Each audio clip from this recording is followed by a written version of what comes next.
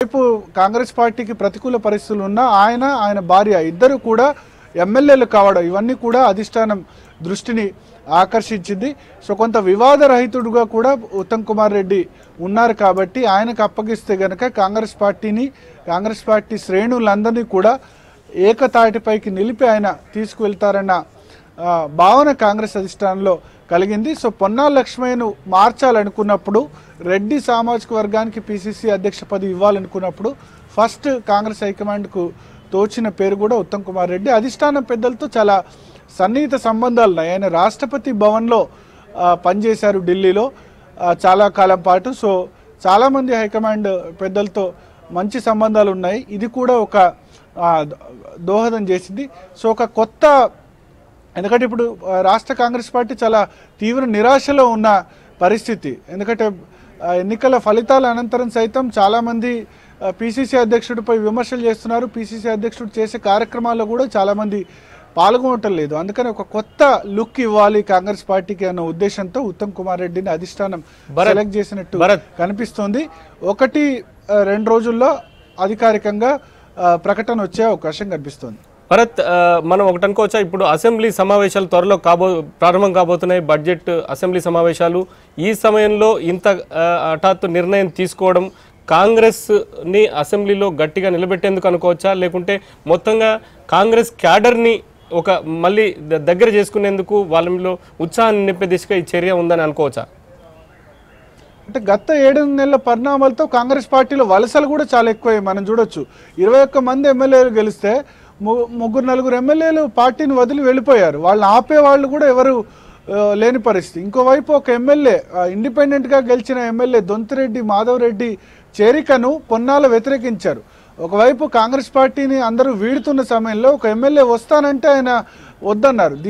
ఇది కూడా కాంగ్రెస్ హైకమాండ్ తీవ్రంగా పరిగణించింది. ఆయనకున్న వ్యక్తిగత ఈక్వేషన్స్ దృష్ట్యా పార్టీలో చేరికలను ఎలా వద్దంటారన్న అంశం కూడా కాంగ్రెస్ అధిష్టానం దృష్టికి వెళ్ళింది. సో ఇప్పుడు అసెంబ్లీలో కాంగ్రెస్ పార్టీ వైఖరి పట్ల కూడా చాలామందిలో తీవ్ర అసంతృప్తి ఉంది. జానారెడ్డి కూడా క్రియాశీలకంగా వ్యవహరించట్లేదు, ఆయన టీఆర్ఎస్పై ఎదురుదాడి చేయటం లేదన్న కంప్లైంట్స్ కూడా వెళ్ళాయి. కొంత టాక్ కూడా వినిపిస్తుంది, సిఎల్పి లీడర్గా కూడా జానారెడ్డిని మార్చొచ్చు అన్న టాక్ వినిపిస్తుంది. అయితే దాన్ని ఎవరు కూడా ధృవీకరించట్లేదు. మరొకరికి ఇవ్వచ్చు జానారెడ్డి కాకుండా ఆ పదవి అన్న టాక్ కూడా వినిపిస్తుంది. కానీ మార్చి 7 నుంచే అసెంబ్లీ సమావేశాలు ప్రారంభమవుతున్నాయి. సో దీనిలో ఎంత మేరకు సాధ్యాలు ఉన్నాయి, జానారెడ్డికి మరొక అవకాశం ఇస్తారా, బడ్జెట్ సమావేశాల్లో టీఆర్ఎస్పై గట్టిగా ఎదురుదాడికి దిగండి అని ఆయనకు ఏమన్నా సూచనలు ఇస్తారా అన్నది చూడాల్సి ఉంది. అయితే కొత్త పిసిసి చీఫ్ నియామకం మాత్రం ఏమాత్రం ఆలస్యం చేయకూడదు.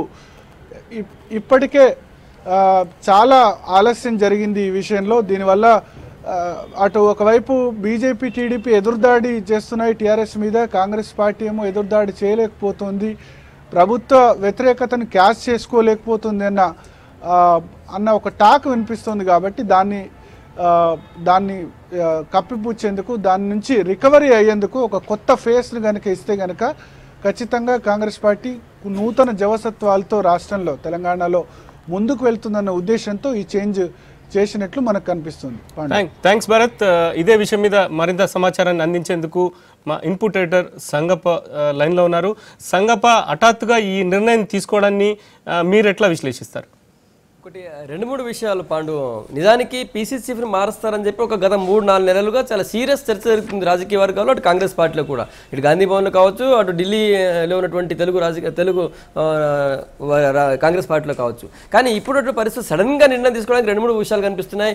ఒకటి, ఈ బడ్జెట్ సమావేశంలో, అసెంబ్లీ బడ్జెట్ సమావేశంలో గట్టిగా వాయిస్ వినిపించేటువంటి పరిస్థితి కాంగ్రెస్ పార్టీకి లేదు అన్నట్టు ఒక అభిప్రాయంలో హైకమాండ్కి వచ్చేసింది. ఎందుకంటే గత బడ్జెట్ సమావేశాలు చూసాం, సరే ఈ బడ్జెట్ సమావేశాలు అవకాశం ఇస్తున్నామని చెప్పిన ఆ తర్వాత కూడా వాళ్ళు తీసుకున్నటువంటి కార్యాచరణ కూడా గవర్నమెంట్ మీద అటాకింగ్గా లేదు. ఒకటి, గవర్నమెంట్ని సరిగ్గా ఎదుర్కొనే స్థాయి నాయకుడు ఎవరు, కేసీఆర్ని ఎదుర్కొనే స్థాయి నాయకుడు ఎవరు అన్నటువంటి విషయంలో కాంగ్రెస్ పార్టీ చాలా కొన్ని రోజులుగా ఒక రకమైనటువంటి సర్చింగ్లో ఉందని చెప్పొచ్చు పాండు.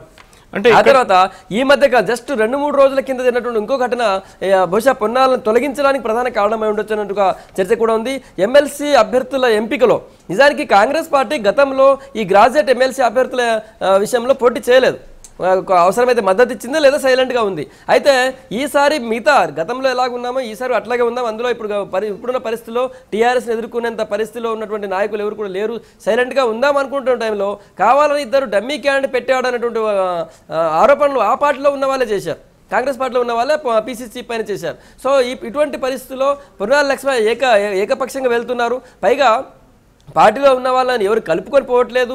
అంతకంటే ఎక్కువగా అటు కేసీఆర్ని ఎదుర్కొని అంటే అధికార పార్టీ చేసే తప్పులను ఎత్తి చూపడంలో పొన్నాల లక్ష్మయ్య సక్సెస్ కావట్లేదు, బాగా విఫలమయ్యారు అనేటువంటి అభిప్రాయానికి హైకమాండ్ ఎప్పుడో వచ్చేసింది. అది ఇప్పుడే మార్చాలా ఇంకొన్నాళ్ళ తర్వాత మార్చాలన్నటువంటి డైలామాలు ఉన్న టైంలో అటు ఎమ్మెల్సీ అభ్యర్థుల ఎంపిక చాలా దారుణంగా అందరూ వ్యతిరేకించడం, ఆయన ఏకపక్షంగా వెళ్ళాడు, ఎవరు అడగలేదని కనీసం ఆ జిల్లా నాయకులు కూడా అడగలేదు. ఏ కాన్స్టిట్యున్సీ అయితే పోటీ అభ్యర్థులు పెడుతున్నారో ఆ 3 జిల్లాలకు సంబంధించినటువంటి నాయకులు కూడా వాళ్ళని అడగలేదు, కనీసం వాళ్ళని సంప్రదించలేదు అన్నటువంటి విషయం కూడా బాగా సీరియస్గా ఉంది. అన్నిటికంటే ఎక్కువగా చివరికి ఇంతకుముందు భరత్ చెప్పారు, కాంగ్రెస్ పార్టీ నుంచి వెళుతున్నటువంటి ఎమ్మెల్యేలను ఆపే ప్రయత్నం కూడా ఆ పీసీసీ చీఫ్ చేయట్లేదు, అని చేసినా అది సక్సెస్ కావట్లేదు అంటూ అభిప్రాయం ఒకటి. రెండోది అందరూ పార్టీ నుంచి పోతుంటే వస్తున్నటువంటి దొంతి మాధవరెడ్డిని రాకుండా చేయడం. నిజానికి దొంతి మాధవరెడ్డి టికెట్ ఇవ్వకుండా ముందు అడ్డుపడ్డ పరిస్థితి ఉంది పొన్నాల లక్ష్మయ్య. ఆయన కాకుండా గెలిచేటువంటి అభ్యర్థిని కాకుండా కేవలం జేఏసీ పేరుతో ఇంకొకరిని తీసుకొచ్చి పెట్టారు, కావాలని పార్టీ అక్కడ ఓడించారు అనేటువంటి అభిప్రాయం హైకమాండ్ అప్పటికే ఉంది. అందులో నేను పార్టీ నాకు టికెట్ ఇవ్వకపోయినా గెలిచి వచ్చానని తీసుకోండి అంటే దాన్ని తీవ్రంగా పొన్నాల లక్ష్మయ్య వ్యతిరేకించడం. సో ఇవన్నీ చూస్తున్నట్లయితే పొన్నాల లక్ష్మయ్య వ్యవహార శైలి కూడా ఒక రకంగా కాంగ్రెస్ పార్టీకి మింగుడు పడని పరిస్థితి. కాంగ్రెస్కు స్టేచర్ తెచ్చే విధంగా, దానికి ఒక తెలంగాణ ఇచ్చిన పార్టీకి గౌరవం తెచ్చే విధంగా కాకుండా మరింత కించపరిచే విధంగా ఆయన వ్యవహార శైలి ఉందన్నటువంటి అభిప్రాయం పార్టీ హైకమాండ్లో వచ్చింది. అందుకే మొత్తానికైతే ఇంకొన్నాళ్ళ తర్వాత అనుకున్నారు, ఇంత తొందరగా ఉంటుంది అనుకోలేదు. కానీ మొత్తానికి కాంగ్రెస్ హైకమాండ్ పొన్నాలని పీసీసీ పదవిని తొలగించింది. ఆ ప్లేస్లో పార్టీకి లాయల్గా ఉన్నటువంటి పార్టీ అధిష్టానానికి దగ్గరగా ఉన్నటువంటి ఉత్తమ్ కుమార్ రెడ్డిని పెట్టింది. ఉత్తమ్ కుమార్ రెడ్డి ఒక రకంగా ఇప్పుడున్నటువంటి కాంగ్రెస్ లీడర్లో ఆయనే సమర్థుడైనటువంటి విషయాన్ని పార్టీ డిసైడ్ అయింది, అదే విషయాన్ని గుర్తించింది. ఎందుకంటే మొత్తం రాష్ట్రమంతా టీఆర్ఎస్ వేవ్ వచ్చినటువంటి టైంలో గట్టి మహామహులో ఓడిపోయినటువంటి పరిస్థితిలో కూడా ఉత్తమ్ కుమార్ రెడ్డి తాను గెలవడమే కాకుండా చాలామంది వ్యతిరేకించినా కూడా టికెట్ ఇప్పించుకొని ఆయన భార్యను కూడా పద్మావతిని కూడా గెలిపించుకున్నారు. సో ఇటువంటి వేవ్లో కూడా ఆయన దానికి ఎదుర్కొని నిలబడడం, అంతేకాకుండా తాను అనుకున్నటువంటి 2 సీట్లు గెలిచి రావడం ముందే చెప్పారు. ఆయన నేను ఖచ్చితంగా 2 సీట్లు గెలిచి వస్తానని చెప్పారు. నిజానికి కుటుంబ సభ్యులకు టికెట్ ఇవ్వద్దని చెప్పినా కూడా ఇప్పుడున్న పరిస్థితుల్లో టీఆర్ఎస్ వేవ్ కూడా ఉంది, ఈ సర్వేలన్నీ కూడా టీఆర్ఎస్కి బాగా ఫేవర్గా ఉన్నాయి, మీరిద్దరు పోటీ చేయడం వల్ల మరింత నష్టపోతారని చెప్తే కూడా ఎంత వేవ్ ఉన్నా సరే నేను ఇద్దరం గెలిచి వస్తానని చెప్పారు. ఆయన ఇద్దరు గెలిచి వచ్చారు, ఉత్తమ్ కుమార్ రెడ్డి, పద్మావతి. సో ఇలాంటి పరిస్థితుల్లో ఉత్తమ్ కుమార్ రెడ్డి కంటే సమర్థులు కాంగ్రెస్ పార్టీలో ఇప్పుడున్న కాంగ్రెస్ పార్టీలో లేరని హైకమాండ్ గుర్తించినట్టుంది. అందుకే ఆయన ఫైనల్ చేసింది అనుకోవచ్చు. పాండు, థ్యాంక్స్ అంగప్ప లేటెస్ట్ సమాచారం అందించినందుకు.